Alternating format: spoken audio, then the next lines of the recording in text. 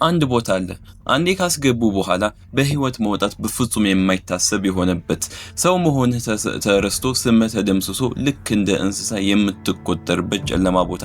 በዚህ አስፈሪ ቦታ ላይ መሞት ትልቅ እድል ነው። አዎ እባክህ ግደለኝ ገላግለኝ ብለህ እያለቀስክ ብትለምንም ሞትን እንኳን የሚነፍጉ ስቃይህን የሚያረዝሙት የጭራቆች መንደር ነው። ይሄ በፊልም የምናየው የፈጠራ ታሪክ አይደለም። እኔ እና እናንተ በመኖርበት በዚህ ዘመን ውስጥ ያለ እውነተኛ ሲኦል ነው። እስኪ አስቡት፣ በረሃብና በጭንቀት ውስጥ ሆነህ ስላስነጠስክ ብቻ ወይም ደግሞ አንዲት ጎሮሮ የምታርስ ንጹህ ውሃ ስለለመንክ ብቻ አጥንትህ እስኪሰበር ድረስ የሚገርፉ ሰዎች ያሉበት ቦታ አለ ብትባሉ ታምናላችሁ? ለመሆኑ ይሄ ጨለማ ቦታ የት ነው? ለምንድነው ዓለም በሙሉ በዚህ ቦታ ላይ የሚፈጸመውን እያዩት የማይታወቅ ግፍ እያወቀ ዝምታን የመረጠው? የዛሬው እውነተኛ ታሪክ ስትሰሙ በእውነቱ ትገረማላችሁ። እስከመጨረሻውም አብራችሁን ተከታተሉ። ይህ እጅግ አስፈሪ ቦታ ሲድናያ ይባላል። የሚገኘው በሶሪያ ሀገር ነው። ከዋና ከተማዋ ደማስቆ ወጣ ብሎ ማንም በቶሎ ሊደርስበት በማይችል አንድ ገለልተኛ ተራራማ ቦታ ላይ ነው። ይህንን እስር ቤት የገነቡት በ1987 በሀገሪቱ የቀድሞ መሪ በሐፊዝ አልአሰድ ዘመን ነበር። ለመሆኑ ግን ለምን ከተማ ውስጥ ሳይሆን እዚያው ተራራ ላይ ሊሰሩት ፈለጉ? ምክንያቱ በጣም ቀላል ነው። እዚያ ውስጥ የሚፈጸመው ሰቅጣጭ ግፍና የሚሰማው የንጹሃን ሰዎች ጩኸት ድምጽ ከተማዋ ውስጥ ላለው ህዝብ እንዳይሰማ ማንም መጥቶ እንዳይረዳቸው ተብሎ በጥንቃቄ የተመረጠ ቦታ ነው። ነገር ግን በዚህ እስር ቤት ውስጥ ነፃነት የምትለዋን ቃል በአፍ ማውጣት ትልቅ ወንጀል ነው። የዓለም ሰብአዊ መብት ተሟጋቾች ይህንን ቦታ ምን ብለው እንደሚጠሩት ያውቃሉ? የሰው ማረጃ ማዕከል ወይም ደግሞ ጥቁር ቀዳዳ ይሉታል። ለመሆኑ ለምን ጥቁር ቀዳዳ አሉ? ምክንያቱም አንዴ እዚህ ግቢ ውስጥ የገባ ሰው ዳግመኛ የፀሐይ ብርሃን ማየት አይችልም። በህይወት ወጥቶ ቤተሰቡን የመቀላቀል እድሉ ዜሮ ነው። ይህ እስር ቤት ሲታይ በትልቅ ግንብ የታጠረ ምሽግ ይመስላል። በውስጡም ሁለት ዋና ትልልቅ ህንጻዎች አሉት። አንደኛው ቀዩ ህንጻ ይባላል። ሁለተኛው ደግሞ ነጩ ህንጻ። ስማቸው ሲሰማ ደስ ይላል አይደል? ግን ውስጣቸው ፍጹም የሰይጣን መኖሪያ ነው። ይሄንን ቦታ የሰሩት ሰዎች ለማረም ወይም ጥፋተኛን ለመቅጣት አይደለም። ዓላማቸው አንድና አንድ ብቻ ነው፣ የሰው ልጅ ክብር ማዋረድ፣ ሙሉ በሙሉ ተስፋ እንዲቆርጥና መንፈሱ እንዲሰበር ማድረግ። እስኪ ያስቡት፣ አንድ ንጹህ ሰው ያለምንም ጥፋት በጥርጣሬ ብቻ ተይዞ እዚህ አስፈሪ ግቢ ውስጥ ሲገባ መጀመሪያ ቀን ምን አይነት ነገር የሚጠብቀው ይመስላችኋል? ሰዎቹስ እንዴት አይነት አቀባበል ያደርጉለታል? አንድ አዲስ እስረኛ ወደዚህ አስፈሪ ግቢ ገና ሲገባ ጠባቂዎቹ በደስታ ነው የሚቀበሉት፣ ግን ደስታቸው የክፋት ነው። ለዚህ አቀባበል የሰጡት ስም አለ፣ የአቀባበል ድግስ ይሉታል። ገና ከመኪናው ሲወርድ አይኖቹን በጨርቅ ያፍኑታል፣ ምንም ማየት አይችልም። ከዚያም ያለ ምንም ርህራሄ በዱላና በብረት መደብደብ ይጀምራሉ። በኤሌክትሪክ ያቃጥሉታል። ገና እግሩ መሬቱን ሲረግጥ ሰውነቱ በደም ይጨማለቃል። ይሄ እንግዲህ ገና መጀመሪያው ቀን ነው። ወደ ክፍሉ ከመግባቱ በፊት የሚደረግለት ማስተናገጃ ነው። ይህ ገና መጀመሪያው ነው። ከዚህ የባሰ ምን ሊመጣ ይችላል ብላችሁ መጠየቃችሁ አይቀርም። ከዚህ አስፈሪ ድብደባ በኋላ ወደሚኖሩበት ክፍል ይወስዱታል። ያ ክፍል ግን የሰው መኖሪያ አይደለም። ልክ እንደ ከብቶች የቆሸሸና ጠባብ ነው። አየር የለውም። የፀሐይ ብርሃን ፍጹም አይገባበትም። እዚያ ውስጥ አልጋ የለም፣ ፍራሽ የለም። እስረኞቹ የገዛ ቆሻሻቸው ላይ ነው የሚቀመጡት። እንዲያውም ክፍሉ በጣም ጠባብ ከመሆኑ የተነሳ ብዙዎቹ ተኝተው ማደር አይችሉም። ቦታ ስለሌለ ቁመው ነው የሚያድሩት። እስኪ ያስቡት፣ ቀናት፣ ሳምንታት፣ ወራት ቁመው ያሳልፋሉ። እግሮቻቸው እስኪያብጥና አጥንታቸው እስኪሰበር ድረስ ቁመው እንዲኖሩ ይገደዳሉ።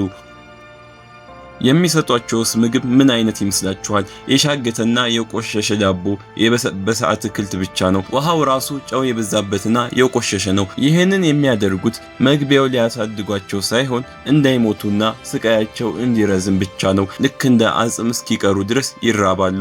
ይህ ሁሉ ግፍ የሚፈጸመው ለተራ እስረኛ ነው። ነገር ግን በነጻነት ሰልፍ ላይ ወይም ደግሞ በጽኑ የተቃወመ ሰው እዚያ ውስጥ ምን ይገጥመዋል? እነሱን ወደ ተለየ ክፍል ይወስዷቸዋል። ያ ክፍል ምን ተብሎ እንደሚጠራ ታውቃላችሁ? መቃብር ይሉታል። እውነትም መቃብር ነው። እዚያ ውስጥ በህይወት ካለው አካል ውጪ ከመቃብር ምንም ልዩነት የለውም።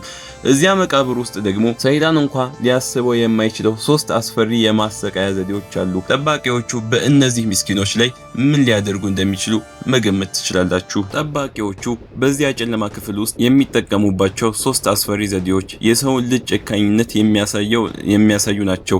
የመጀመሪያው ዘዴ ዱላብ ይሉታል። ዱላብ ማለት የላስቲክ የመኪና ጎማ ማለት ነው። እስኪ በአይን ህሊናችሁ አስቡት። አንድን ምስኪን ሰው አጥፈው በዚያ ጠባብ የመኪና ጎማ ውስጥ ያስገቡታል። እጁና እግሩን እንዳይንቀሳቀስ አድርገው ያስሩታል። ከዚያስ ምን ያደርጋሉ? ያለምንም ርህራሄ በብረት ይገርፉታል። ሰውየው በህመም ብዛት ራሱን እስኪስት ድረስ ደብድበው አያቆሙ። ከዚህ ስቃይ የተረፉት ሰዎች እንኳ ወገባቸው ተሰብሮና የአሽከርካሪ አጥንታቸው ጎብጦ ነው የሚቀሩት። ይህ ብቻ መሰላችሁ? አይደለም። ሁለተኛው ዘዴ ደግሞ የጀርመን ወንበር ይባላል። ይህ ወንበር ከብረት የተሰራ ነው። እስረኛውን ወንበሩ ላይ አጥብቀው ካሰሩት በኋላ የወንበሩን ጀርባ ወደ ኋላ ይገፉታል። የሰውየው አካል ወደ ኋላ እጅግ በጣም ሲለጠጥ የአጥንቶቹ የመሰባበር ድምጽ በክፍሉ ውስጥ ያስተጋባል። ይህንን የጭካኔ ጥግ የቀመሰ ሰው በህይወት ቢተርፍ እንኳ እድሜ ልኩን ሽባ ሆኖ ነው የሚቀረው። ሶስተኛው ደግሞ የኤሌክትሪክ ስቃይ ነው። ከፍተኛ ኃይል ያለው የኤሌክትሪክ በሰውነታችን ላይ ይለቁባቸዋል። ያኔ መላ አካላቸው ይተሳሰራል፣ አእምሯቸው ይናጋል፣ የውስጥ አካላቸው በሙሉ ስራ ያቆማል። እስኪ እዚህ ላይ ቆም ብለን እናስብ። እነዚህ ሰዎች ይህንን ሁሉ ስቃይ የሚያዩት ምን አጥፍተው ነው? ትልቅ ወንጀል ሰርተው ነው? አይደለም። ፌስቡክ ወይም ትዊተር ላይ ነጻነት እንፈልጋለን ብለው ስለጻፉ ወይም ደግሞ በሰላማዊ ሰልፍ ላይ ስለወጡ ብቻ ነው። ነገር ግን ከዚህ ሁሉ በስተጀርባ ያለው ትልቁና የተደበቀው እውነት ሌላ ነው። እኩለ ሌሊት ላይ ሁሉም ሰው በተኛበት ሰዓት ጠባቂዎቹ በዝምታ ወደ ክፍሎቹ ይመጣሉ። ከዚያም በሩን ከፍተው በዘፈቀደ የሰዎችን ስም መጥራት ይጀምራሉ። ያኔ በክፍሉ ውስጥ ያለው ፍርሃትና ጭንቀት ልብን ይሰብራል። እስረኞቹ ስማቸው ሲጠራ ዛሬ መሞቻዬ ነው ብለው ይንቀጠቀጣሉ። ይህንን ዘዴ ጠባቂዎቹ ምን ብለው እንደሚጠሩት ያውቃሉ? የሞት ጨዋታ ይሉታል። ለመሆኑ በእኩለ ሌሊት ስማቸው የተጠራው እስረኞች ወዴት ነው የሚወስዱት? እዚያስ ምን ይጠብቃቸዋል? ዓለም አቀፍ የሰብአዊ መብት ተሟጋች ድርጅቶች ወይም አምኒስቲ ኢንተርናሽናል ያወጣው አንድ እጅግ አስደንጋጭ ሚስጥር አለ። የዚህ ሪፖርት ስም ምን መሰላችሁ? የሰው ማረጃ ማዕከል ይባላል። በዚህ ሪፖርት ላይ የተገለጠው እውነት ሰይጣን ራሱ የሚያስደነግጥ ነው። ከ2011 እስከ 2015 ባሉት 4 ዓመታት ውስጥ ብቻ በዚህ እስር ቤት ውስጥ ከ13000 በላይ ንጹሃን ሰዎች በሚስጥር ተሰቅለው ተገድለዋል። እስኪ ያስቡት፣ 13000 ሰው። ይሄ ቁጥር በረሃብ የሞቱትን፣ በበሽታ ያለቁትንና በጭካኔ ድብደባ ህይወታቸው ያለፈውን አይጨምርም። በቃ በገመድ ተሰቅለው የተገደሉት ብቻ ነው። እኩለ ሌሊት ላይ አይናቸውን አፍነው ይወስዷቸዋል። ከዚያም ያለምንም ፍርድ ያለምንም ጥፋት በጅምላ ይሰቅሏቸዋል። ሬሳቸው ደግሞ እዚያው እስር ቤት አጠገብ በተቆፈረ ትልቅ ጉድጓድ ውስጥ ልክ እንደ ቆሻሻ በጅምላ ያፈሱታል። ከ2011 ጀምሮ እስከ አሁን ድረስ በዚህ ሲኦል ውስጥ የገቡና የት እንደደረሱ የማይታወቁ ሰዎች ቁጥር ከ20,000 እስከ 50,000 ይደርሳል ተብሎ ይገመታል። የሚገርማችሁ ነገር ይሄ ሁሉ ግፍ የሚፈጸመው በድሮ ዘመን አይደለም። እኔና እናንተ በምንኖርበት በዚህ በ21ኛው ክፍለ ዘመን ነው። ስለ ሰብአዊ መብት፣ ስለ ዲሞክራሲ፣ ስለ ፍቅር በሚወራበት ዘመን ነው። ታዲያ ይህንን ሁሉ ሰቅጣጭ ግፍ እያወቀ የዓለም መንግስታት ድርጅት ምን አደረገ? የዓለም ፍርድ ቤትስ ምን አይነት እርምጃ ወሰደ? የዓለም መንግስታት ምን አደረጉ መሰላችሁ? አስቸኳይ ስብሰባ ጠርተው ንጹሃንን አደኑ ወይስ ያንን የሰይጣን መኖሪያ ያፈረሱት? በፍጹም ምንም አላደረጉም። ዝምታን የመረጡ። የሶሪያ መንግስት ደግሞ ወጥቶ ምን አለመሰላችሁ? ይህ ውሸት ነው፣ እኛ ጋር ምንም አይነት ግፍ የለም፣ የምዕራባውያን ፕሮፓጋንዳ ነው ብሎ ሙሉ በሙሉ ካደ። ለምርመራ የመጡ ሰዎችንም ጭንቅላታቸውን አዝሮ እንዲመለሱ አደረጉ። እስኪ ያስቡት፣ እኛ የታሪክ መጽሐፍትን ስናነብ በጥንቱ ዘመን የነበሩ ጨካኞች ሰዎችን በህይወት እንደሚጠብሱ፣ አካላቸውን እንደሚቆራርጡ ስንሰማ ያ ድሮ ዘመን ጭካኔ ነው፣ አሁንስ ሰው ስልጣኔ ላይ ደርሷል እንል ነበር። ነገር ግን ያ አስፈሪ የጭካኔ ዘመን አላበቃም። ዛሬም በ21ኛው ክፍለ ዘመን ስለ ሰው ልጅ መብት በሚጮኸው ዓለም ውስጥ ከዚያ የባሰ ግፍ እየተፈጸመ ነው።